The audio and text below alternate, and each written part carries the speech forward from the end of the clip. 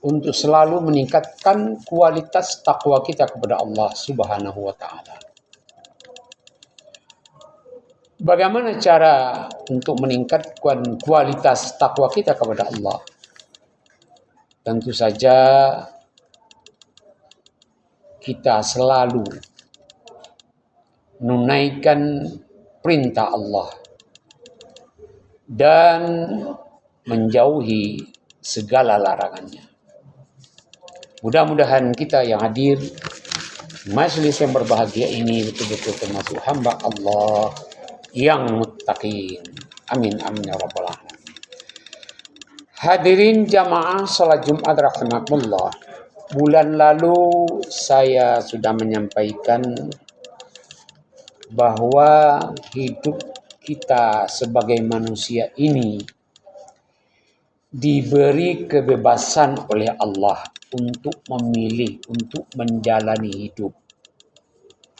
Sesuai dengan hadis Rasulullah melalui malaikat Jibril, beliau bersabda, "Aish ma syi'ta." Wahai manusia, hiduplah kamu sesuka hatimu. Artinya apa? Bahwa kita diberi kebebasan untuk hidup di dunia ini sesuka hati kita, sekehendak kita, menurut kemauan kita sendiri. Mau jadi apa? Silakan. Mau jadi pedagang? Silakan. Mau jadi guru? Silakan. Mau jadi jaksa? Silakan. Mau jadi tentara? Silakan. Kemudian di belakang kalimat masyikta itu terdapat peringatan. Apa peringatannya? Fa innaka mayyitun. Maka sesungguhnya kamu akan mati. Ini peringatan yang keras. Tidak ada manusia yang tidak takut mati.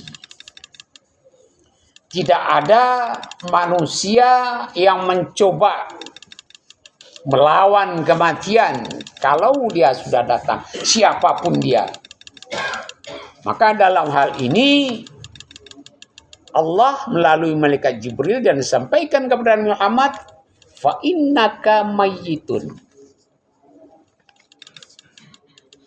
Bahwa sesungguhnya semua manusia ini pasti akan menemui kematian.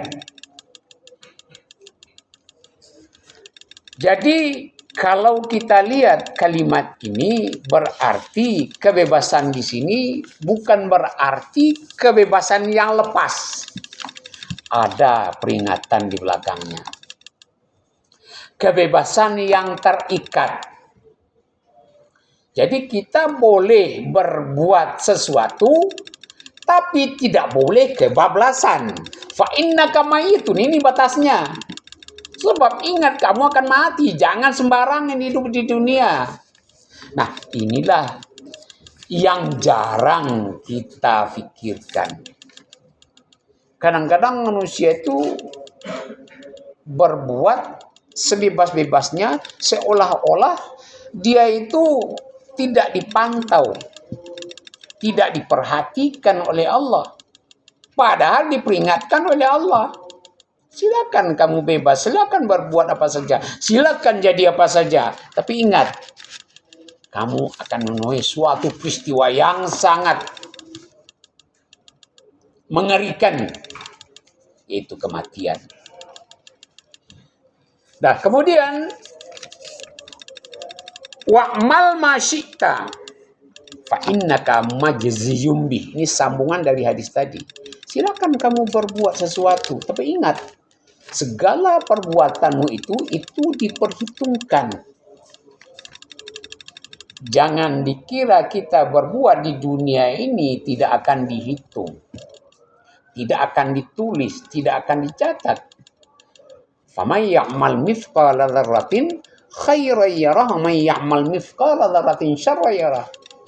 Siapa yang berbuat kebaikan sekecil apapun dicatat oleh Allah. Justru catatan Allah itu lebih hebat daripada catatan manusia.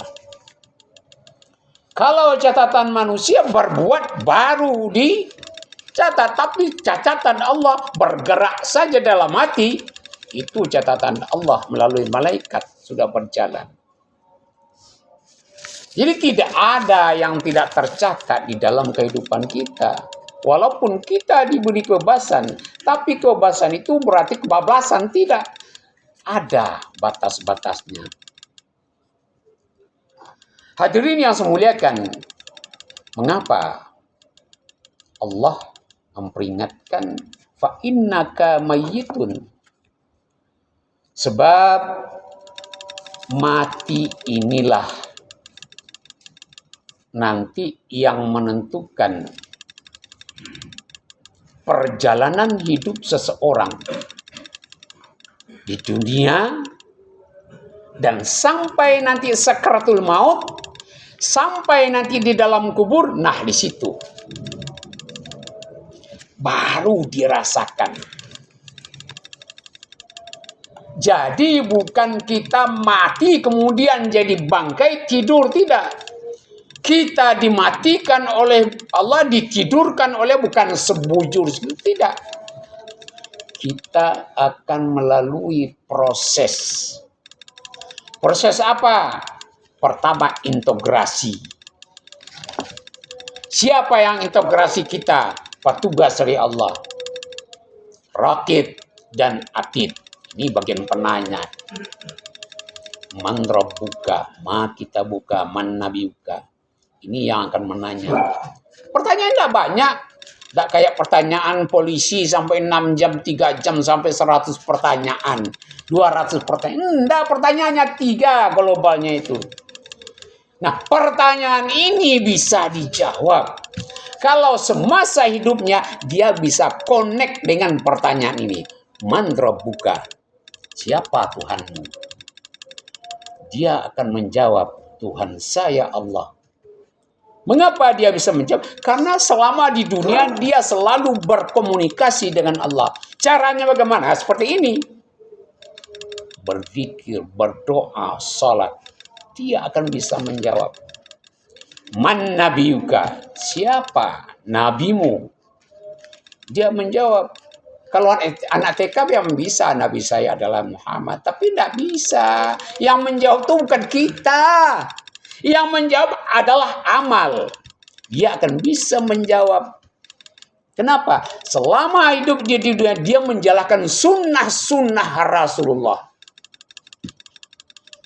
Ma kita buka, ma imamuka. Kitab suci saya ada Al-Quran. Bagi yang tidak tahu membaca Al-Quran, bagi yang tidak pernah mentadaburi Al-Quran, tidak akan bisa menjawab. Nah, kalau ini terjadi, maka datang yang prosesi kedua, yaitu al-gojo mungkar nangkir yang akan menyiksa manusia yang perangainya seperti ini. Makanya diperingatkan, ismasyita fa innaka mayyitun. Apa yang lebih ngeri daripada mati? Apa yang lebih ngeri daripada mati? Jangankan sampai di alam barzakh, jangankan sampai di alam akhirat, waktu sakaratul maut saja manusia sudah tidak tahan. Sebagian hadis mengatakan bahwa sakitnya sakaratul maut itu lebih sakit daripada dicincang dengan 300 pedang. Bayangkan, jangan 300 pedang, 7 tusukan aja itu sakitnya luar biasa. Ini 300 pedang dicincangkan kepada badan kita, itu lebih sakit waktu sakaratul maut. Makanya orang waktu sakaratul maut itu rupanya bukan main. Matanya melalak-melalak, pesakitan, keringat bercucuran, berpisah nyawa dengan badan. Jadi inilah yang dikatakan Aishma syi'ta fa innaka mayitun tadi. Kita harus selalu ingat mati. Nah, oleh sebab itu kata Rasulullah, kita harus cerdas. Seorang mukmin harus cerdas dalam menikmati kehidupan dan nikmat yang diberikan oleh Allah Subhanahu wa taala. Nah, bagaimana mukmin yang cerdas menurut Rasulullah? Yang pertama, aktsaruhum lil mauti dzikra. Ini yang pertama ini. Seorang mukmin yang cerdas, dia lebih banyak mengingat akan kematian. Iko dan jarang. Orang banyak ingat kepada pipih, kepada galih, kepada dagang. Mati jarang orang nanti. Padahal mati itu bisa datang kapan saja. Ada orang sedang jalan-jalan mati, sedang makan mati, sedang tidur mati, sedang lari-lari mati. Sebab kenapa? Mati itu tidak diberitahu. Orang yang mukmin yang cerdas, di mana saja, di atas kendaraan, di kantor, di toko, di dalam perjalanan, dia akan selalu ingat akan kematian. Inilah orang cerdas. Kemudian yang kedua, menurut Rasulullah, orang yang cerdas adalah wa ahsanuhum lima ba'dahu isti'dada. Ulaika al-qiyas. Orang yang paling baik persiapannya untuk hari esok. Inilah orang yang cerdas. Orang yang paling baik persiapannya untuk hari esok ini maksudnya apa? Sesudah kematian. Sebab diumpamakan ini, kalau kita mau pulang kampung, nih, pulang kampung, udah lama tidak pulang kampung, tentu butuh persiapan. Matang persiapannya itu. Mana untuk ongkos? Kalau kita naik pesawat, berapa ongkos pesawatnya pulang pergi. Nanti belanja di jalan, belanja di rumah. Ini macam-macam. Klinik-kliniknya itu disusun. Supaya nanti tidak terlantar, tidak berutang di rumah nanti. Pada itu baru pulang kampung. Berapa sih lamanya pulang kampung? Nah, kalau umpamanya kita merantau, udah kerasan di rantau, bisa pulang kampung. Tapi kalau pulang ke kampung halaman yang sesungguhnya, kerasan, tidak kerasan, tidak akan kembali ke dunia. Apakah kita bisa kembali ke dunia? Oh, tidak kerasan, kita di neraka, balik saja ke dunia. Oh, tidak bisa. Memangnya kita yang punya neraka, kita yang punya dunia. Nah, inilah yang dimaksudkan. Ahsanuhum, orang yang paling baik persiapannya. Jadi bagaimana supaya kita baik dalam persiapan ba'duhu, sesudah kematian ini, sesudah hidup ini? Gunakanlah kehidupan kita, apa saja profesi kita untuk beribadah. Bukan hanya ustadz saja yang beribadah. Bukan kiai saja. Masing-masing kita mempunyai waktu dan ruang untuk beribadah. Seorang pedagang, berdaganglah dengan cara Islami. Seorang guru, jadilah guru yang amanah. Kalau dia pejabat, jadilah pejabat yang amanah. Ya, itu semuanya ibadah. Jadi oleh sebab itu, marilah kita hidup di dunia pandai-pandai. Cerdas-cerdas sebagai seorang mukmin untuk memilih jalan hidup kita supaya kita tidak terperosok dengan pilihan kita waktu di dunia. Kalau kita terperosok kehidupan kita di dunia, kita tidak akan pernah enak hidup di akhirat nanti. Kalau sudah sebenarnya kemana ada penyesalan 2 kali. Penyesalan di sana hanya 1 kali. Sebab di akhirat itu hanya 2, neraka atau surga. Ya kan? Nah, itu pilihannya di dunia, bukan nanti kalau kita sudah sampai di sana. Kalau sudah sampai di sana, itu namanya penyesalan. tidak akan bisa kita memperbaiki diri kecuali kita semasih hidup di dunia. Demikian khutbah yang pertama, mudah-mudahan ada manfaatnya bagi kita. Barakallahu li wa lakum fil Qur'anil azim. Wa nafa'ani wa yakum bima fihi minal ayati wa dzikril hakim wa taqabbal minni wa minkum tilawatahu innahu huwal ghafurur rahim.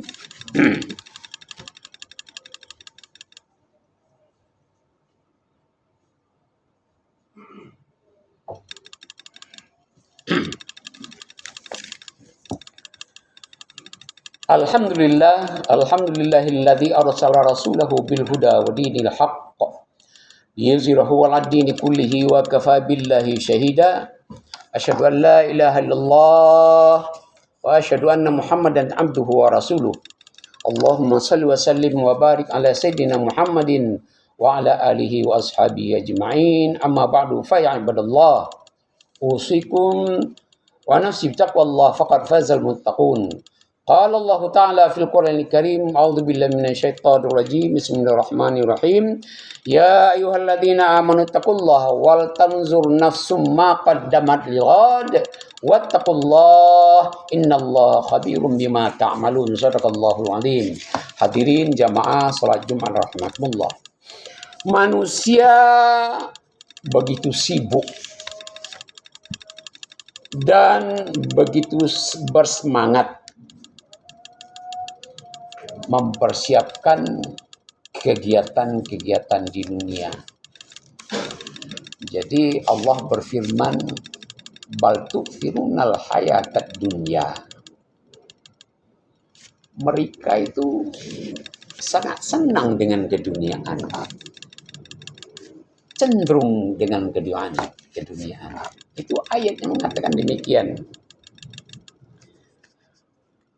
Sehingga diperingatkan oleh Rasulullah, wa ahbib man syi'ta fa innaka mufariquh. Silakan kamu mencintai siapa yang kamu cintai atau apa yang kamu cintai, tapi ingat fa innaka mufariquh. Pada suatu waktu kamu akan berpisah dengan dia. Apa yang kita paling cintai di dunia ini? Istri kita umpamanya. Pada suatu ketika kita akan berpisah dengan istri kita. Kalau tidak dia yang meninggalkan kita atau kita yang meninggalkan dia lebih dahulu. Begitu juga anak. Saking cintanya kita kepada anak, sehingga kepala menjadi kaki, kaki menjadi badan untuk memenuhi kebutuhan mereka. Tapi jangankan di dunia, di akhirat. Wong di dunia kalau mereka sudah besar-besar, sudah tinggalkan kita itu. Sudah tua-tua mereka sudah hidup juga dengan keluarga dia. Kita sudah tua, hidup sendirian lagi. Ini bukti di apa yang katakan Rasulullah itu. Apalagi kalau kita punya jabatan. Sampai kapan kita menduduki jabatan? Tidak mungkin sampai tua renta, tidak. Kalau dia sehat, pensiun ya sudah. Kadang-kadang masih dinas saja sudah diambil oleh Allah. Berpisah dengan jabatan. Jadi oleh sebab itu, marilah kita mencintai Allah.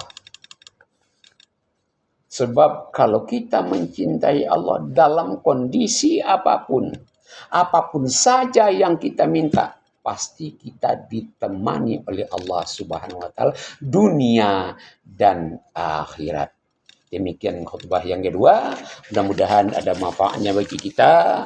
Marilah kita tutup sama-sama berdoa kepada Allah. Mudah-mudahan amal kita diterima oleh Allah Subhanahu wa taala. A'udzubillahi minasyaitonir rajim. Bismillahirrahmanirrahim. Allahumma shalli wa sallim wa barik ala Muhammad wa ala alihi wa ashabihi ajma'in. Walhamdulillahirabbil alamin. Allahumma ighfirlil mu'minina wal mu'minat wal muslimina wal muslimat al ahya'i minhum wal amwat. Innaka sami'un qaribun mujibud da'wat ya qadir hajat.